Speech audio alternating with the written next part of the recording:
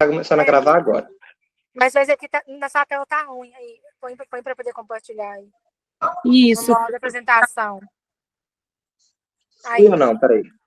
Agora foi. Agora foi. Beleza. Boa tarde a todos. Hoje é dia 10 de outubro de 2024. Estamos aqui para mais uma reunião do pré-natal de alto risco. Meu nome é Jaqueline Braga e eu estou aqui para estar à frente dessa reunião e orientar o nosso residente do primeiro ano, que é o Henrique Dutra, tá? Uma boa apresentação e espero a colaboração de todos ao final. Obrigada. Boa noite, gente. Tudo bem? Prazer. Meu nome é Henrique, sou residente do primeiro ano de ginecologia e obstetrícia do Hospital das Clínicas do FMG. E, em conjunto com a doutora Jaqueline, a gente trouxe aqui para a reunião um artigo que é o Evaluation of Statewide Program to Reduce Cesarean Deliveries Among Nulliparous Individuals with Singleton Pregnancies at Term Gestation and Vertex Fertilization, que é um programa que foi implementado na Califórnia para tentar reduzir a taxa de cesariana nessa população específica, que são as nulíparas com gestações a termo únicas, que estavam em apresentação de vértice, né, cefálico sem deflexão.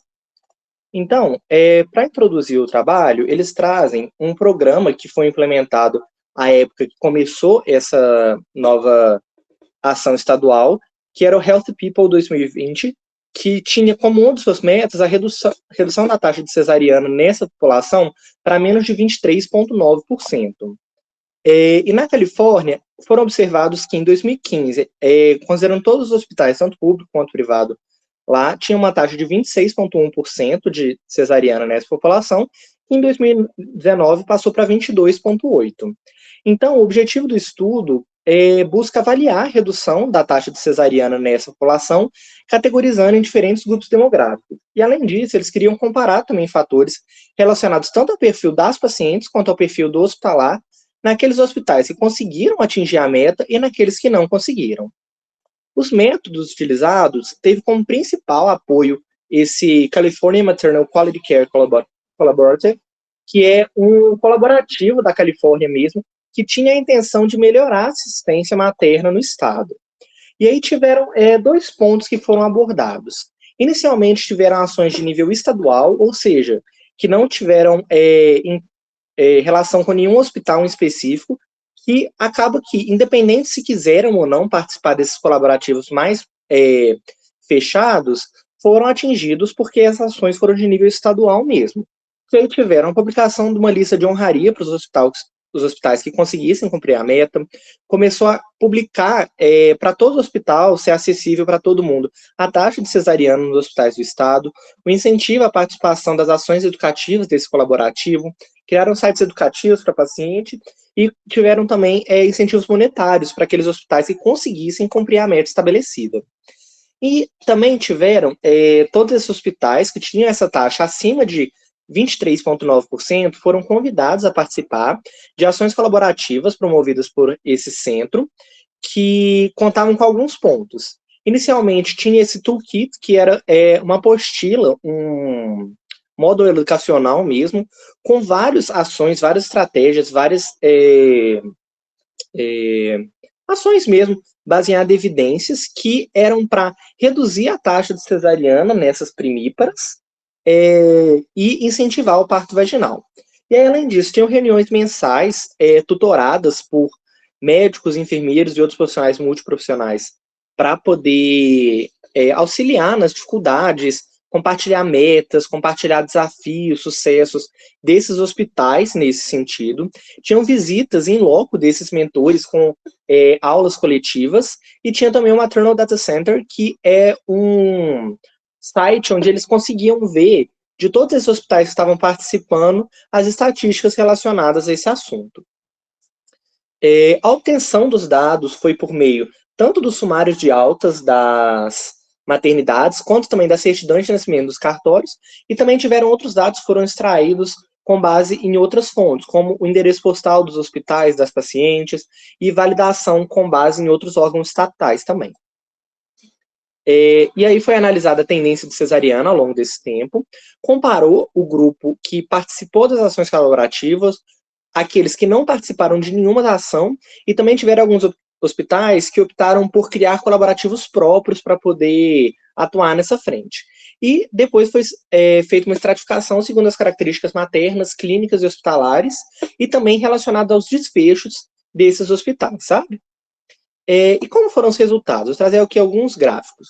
A gente vê inicialmente que, independente de qualquer fator relacionado ao hospital, houve uma redução global da taxa de cesarianas em todos os hospitais da Califórnia. E mesmo estratificando com base em raça, a forma de pagamento do hospital, como é que fala? O MC da paciente, a idade que a paciente tinha quando evoluiu para o parto, teve uma redução em todos esses grupos selecionados. E a gente viu, com base nos sumários de altas hospitalares, o CID que era colocado para poder determinar a cesárea, a gente viu uma redução mais significativa naquele grupo que foi caracterizado como as distócias de parto, quando a gente compara com os pacientes que tiveram uma cesárea por intolerância fetal ou para aquelas pacientes que foram submetidas a cesárea sem estar em trabalho de parto. Quando a gente compara a participação dos colaborativos, a gente vê que cerca de 80% das pacientes participaram do colaborativo, 80 não, das 137 hospitais, 80 participaram no colaborativo, 13 contaram esses colaborativos próprios e 33 não participaram de nenhum colaborativo. E aqui são as taxas de cesariana. Com a linha preta, a gente vê como que eram as taxas nos hospitais em 2015 e a linha com o quadradinho, o triângulo, a bolinha, seria em 2019, sendo que a bolinha são os hospitais que estavam participando do colaborativo do CMQCC, o triângulo dos pacientes que fizeram colaborativos próprios e o quadradinho dos hospitais que não participaram de nenhum colaborativo. E a gente vê que 123 dos 137 hospitais apresentaram uma taxa de redução e 65 dos 137 conseguiram abaixar para baixo da meta estabelecida, que ela que era de 23,9%. E a gente vê que nos hospitais que participaram das ações do colaborativo CMQCC, teve uma expressão maior dessa redução, que a gente vê que a diferença percentual foi de 6,9%, enquanto naqueles que não participaram desse colaborativo, foi de 2,1%. A significância estatística foi observada para todos os formas de participação. Se participou, se não participou, se participou do CMQC. Aí, a gente estratificando, comparando os hospitais que conseguiram atingir a meta e aqueles que não atingiram a meta, em vista de tirar um pouco do viés de tipo, não, é porque esse hospital ele é mais educacional, ou então porque o nível de complexidade desse hospital é mais elevado, por isso a gente não consegue abaixar para baixo da meta, foi feita uma análise estatística comparando se tinha uma diferença estatisticamente significante entre os hospitais que tinham esse perfil e conseguiram ou não atingir a meta. E a gente vê que, independente se era um hospital de escola, o nível de atenção neonatal, ou seja, a complexidade dos pacientes atendidos lá, o volume de parto, ou a questão demográfica de localização, e também em relação a qual que é a fundação desse hospital, em sentido, tipo, se ele é privado, se ele é universitário, se ele é integrado ou não ao sistema de saúde, nenhum deles atingiu significância estatística para poder falar que realmente tinha uma diferença. Então, o que a gente conclui é que a amostra, estatisticamente, era a mesma, se a gente comparar os hospitais que conseguiram ou não atingir a meta. E quando a gente compara também em nível de complexidade, de perfil da maternidade, de perfil das pacientes atendidas, a gente também não vê que teve uma estatística, uma relevância significativamente relevante para poder falar, não, esse hospital não conseguiu porque ele tem um perfil diferente do que o outro. Uma outra coisa que a gente conseguiu observar com esse estudo é que os hospitais conseguiram atingir a meta, tentaram realizar menos de cesárea por distócia, que nem eu tinha mostrado antes na linha geral dos hospitais, quando a gente compara com aqueles que não conseguiram atingir a meta. E Mesmo assim, as taxas de complicações neonatais severas se mantiveram estáveis. Então, não seria tipo, não deixou, reduziu a cesariana, mas isso ocasionou uma taxa de efeito adverso grave muito aumentada nas maternidades. E outro ponto que eu queria trazer também, que achei interessante muito do trabalho, foi uma estratificação com base naqueles pontos implementados pelo CMQCC naquele toolkit que eles fizeram com os hospitais que participaram no colaborativo. E o que a gente vê é que, embora em coletivo ele tenha sido capaz de reduzir de uma forma significativa a taxa de cesariana, nenhuma das ações a nível individual conseguiu atingir uma significância estatística. Então, alguns pontos que foram trazidos na discussão é que a gente conseguiu observar uma redução da taxa de cesariana estratificando independente das características e mesmo com o aumento da incidência de fatores de risco materno que foi observado ao longo do tempo. A principal redução na taxa de cesarianas foi por causa das distócias de parto e também pela cesariana fora de trabalho de parto, sem ocasionar um aumento na incidência de cesariana por sofrimento fetal ou intolerância fetal. A participação nos colaborativos se traduziu numa maior eficiência na redução da taxa de cesarianas, com maior expressividade naqueles que participaram daquele coletivo estadual, e alguns pontos que foram trazidos como limitação do estudo, que pode influenciar o resultado, é que a avaliação daquelas ações que foram estratificadas no toolkit da CMQCC foi avaliada apenas pelo relatório que era feito pelos hospitais. Não houve uma verificação in loco para saber se, isso daqui realmente está sendo feito ou não. E uma outra limitação que a gente traz no estudo, que por ser um estudo que estava analisando a questão dos sumários de alta, isso depende muito do registro adequado para a classificação das pacientes, tanto nos grupos, quanto no perfil hospitalar, quanto também no motivo de indicação da cesariana. Então, isso está sujeito também muito a erro no processo de registro de prontuário. Aí, além do artigo, a Jaqueline também conversou comigo para a gente trazer a discussão à tona um pouco sobre as cesarianas a pedido, que acaba que pode ser um ponto que a gente pode atuar para poder promover uma redução das taxas cesarianas. Começando uma conceituação em relação às cesarianas a pedido, a gente tem que no relatório da Conitec em relação às cesarianas no Brasil, a gente pode ter a cesariana categorizada em 4 pontos. A cesariana intraparto de urgência ou emergência por uma indicação materna ou fetal, as cesarianas durante o trabalho de parto por alguma distócia ou alguma intercorrência, as cesarianas programadas eletivas por alguma indicação materna ou fetal, e aquelas cesarianas eletivas sem indicação clínica, com estabelecimento de fluxo de cuidado da mulher no puernatal e puerpério. E a gente já tem, mais atualmente, em termos legais, a resolução 2284 do CFM, que vai falar sobre as cesarianas, e no seu primeiro artigo, ele traz para a gente que é direito das gestantes, nas situações eletivas, optar para a realização da cesariana, garantia da autonomia, desde que não seja um risco maior que o benefício. E isso esteja tudo muito bem registrado. Então, a gente tem que ter que a cesariana eletiva, a cesariana que seria a pedido, tem que ter uma cirurgia programada na qual a paciente não está em trabalho de parto e ainda assim se apresenta com bolsa íntegra.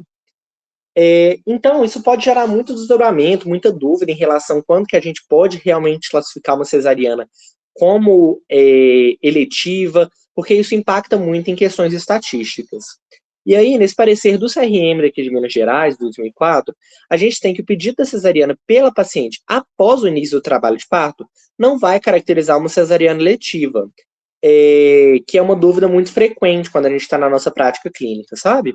Então, acaba que por não ser uma cesariana eletiva, conforme estipulado tanto no parecer da Conitec quanto no parecer nos artigos do CFM, essa cesariana, após o início do trabalho de parto, ela é subordinada ao parecer da equipe assistente. Então, a gente vê muita gestante falando, não, eu quero cesariana porque é meu direito. Mas isso, quando a gente está lidando com uma paciente que está intraparto, a gente não pode levar nesse sentido. Então, acaba que, legalmente falando, isso vai ser submetido à discussão ali do plantão mesmo. E para poder exemplificar um pouco, trazer e enriquecer a discussão, a gente trouxe o protocolo do Risoleta Neves em relação às cesarianas eletivas, né, cesarianas a pedido, e alguns pontos que são trazidos por ele é que, inicialmente, a gente sempre tem que discutir com ela as razões da preferência e registrar isso em prontuário, sabe? O porquê que ela está querendo essa cesariana a pedido. E o ideal é que não seja uma pessoa só que converse em relação a isso. Então, o ideal é encaminhar ela para outro profissional da equipe para poder ter essa discussão também antes de definir essa conduta. No caso que a motivação da cesariana seja pela partofobia, ou seja, aquele medo do parto, das complicações e tudo mais, o indicado é que tenha uma avaliação da psicologia, seja do posto de saúde mesmo, ou da própria maternidade.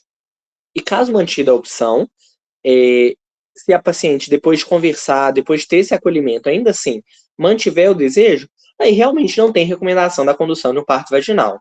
E aí a gente deve deixar isso muito bem registrado em prontuário. E caso tenha uma discordância em relação a paciente e o médico em relação a essa indicação de cesariana, a indicação é a comunicação e discussão com a coordenação de plantão ou então com o plantão subsequente. Eu queria levantar essa discussão em relação à cesariana pedido, assim, a gente até procurou se tinha no HC, no protocolo, ou se tinha em algum lugar alguma definição sobre as cesarianas a pedido, e ainda não tem no HC um ponto específico no protocolo, aquele que a gente tem lá, que já tem o protocolo completo, abordando em relação à cesariana a pedido. Essas são as referências que eu utilizei, muito obrigado.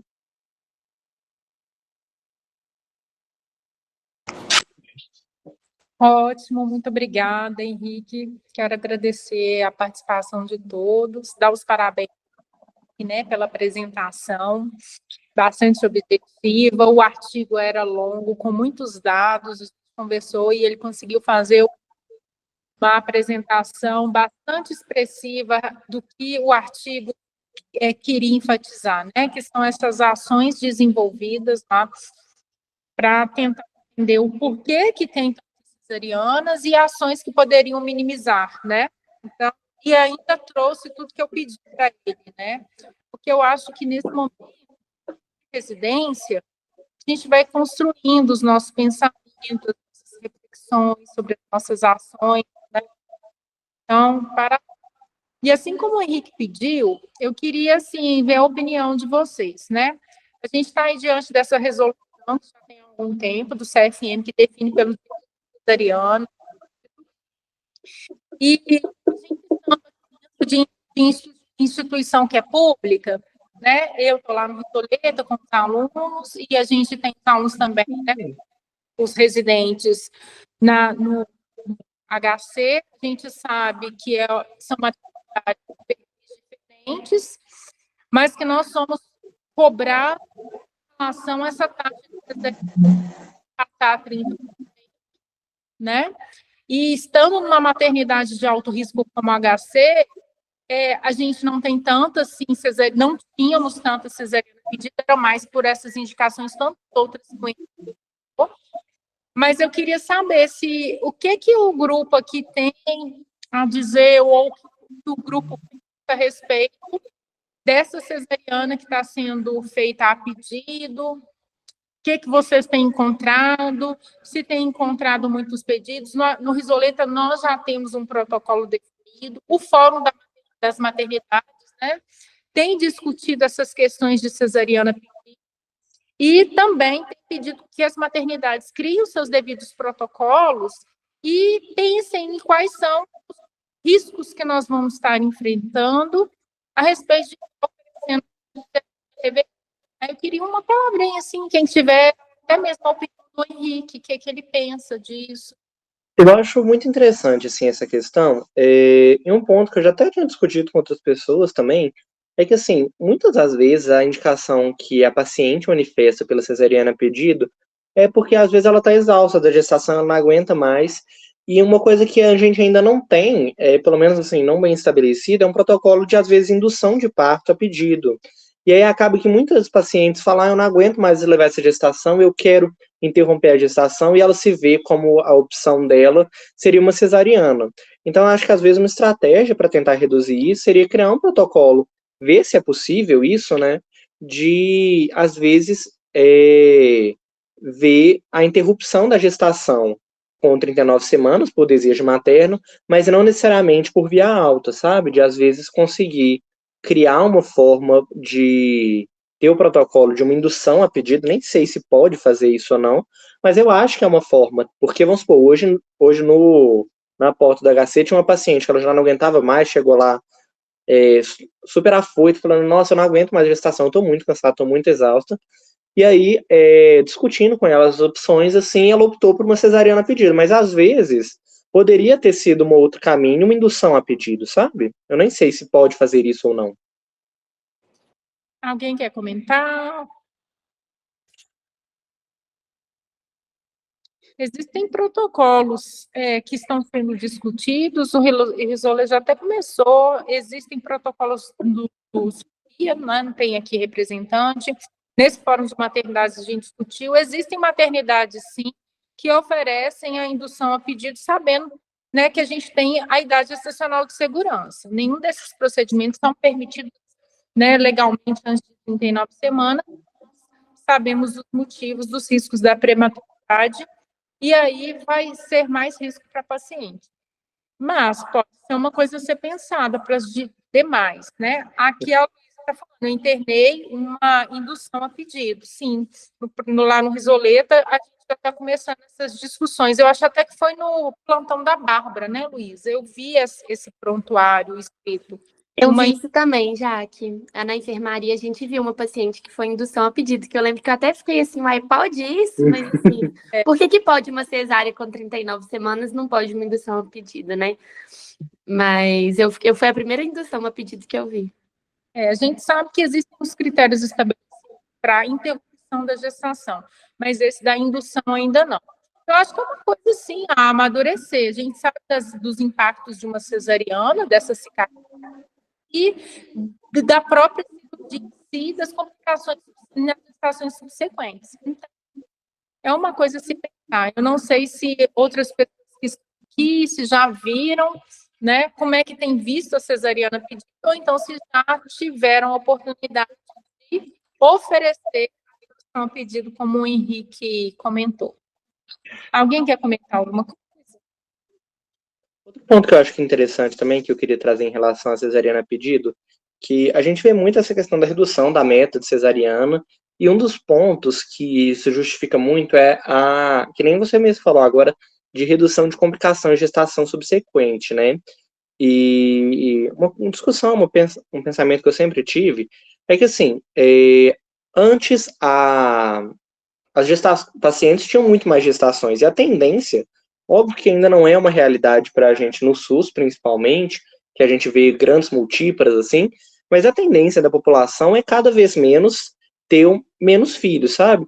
Então, eu acho também que isso reduz um pouco o impacto de uma cesariana a pedido quando a gente está discutindo realmente o planejamento reprodutivo da paciente, e ela realmente fala, olha, meu plano é realmente ter uma gestação só, ou duas, que eu acho que isso também reduz o impacto de uma cesariana a pedido nesses casos, sabe? Estou tentando ler aqui o que a Luísa falou. Concordo com você, que a gente tem diminuído, né, assim, a prole, então ela fazendo aquela cesariana e até mesmo tendo direito a uma ligadura, né, às vezes uma ligadura para parto, mas eu acho que é uma coisa a se pensar. A Luísa escreveu uma coisa aqui, eu vou ler para todos nós aqui. A Luísa falou, né, que a gente teve essa paciente lá, assim, que internou, que foi a cesariana pedido. Ela já estava com mais de 39 e não queria cesariana, mas já não aguentava mais. Então, acontece isso, assim como acontece com a cesariana, né? Ela comentou que se não permitisse a indução, ela iria optar por cesariana, ou seja, acabou sendo boa saída para essa paciente, né? E se não desse certo, talvez na indução do parto, aí ela iria revogar o trabalho de parto, que é diferente de cesariana pedida. Cabe ressaltar que cesariana pedido é aquela que a paciente, ao chegar com 39 semanas, tem uma cesariana eletiva agendada e tudo já foi conversado com ela previamente em pré-natal e tem indicações, né? Ou seja, às vezes a paciente é avaliada, ela tem um contexto psicológico, ela não quer, elas têm a insegurança, ela é avaliada por psicologia, até mesmo por 2 médicos, tá? Então, é diferente dessa cesariana intraparto ou aquela que a paciente revogou o trabalho de parto. Eu acho que é isso. Eu quero agradecer a presença de vocês novamente, dar os parabéns que trabalhou, serve de reflexão, e fica aí essa questão da gente, quem sabe, pensar em discutir lá no Risoleta a passagem do protocolo de indução, né, a pedido e acrescentar mais uma linha naquele nosso mapa astral que nós temos. E discutir no Fórum das Maternidades de Belo Horizonte, e do HC está presente. Boa noite a todos. Obrigado, gente. Parabéns.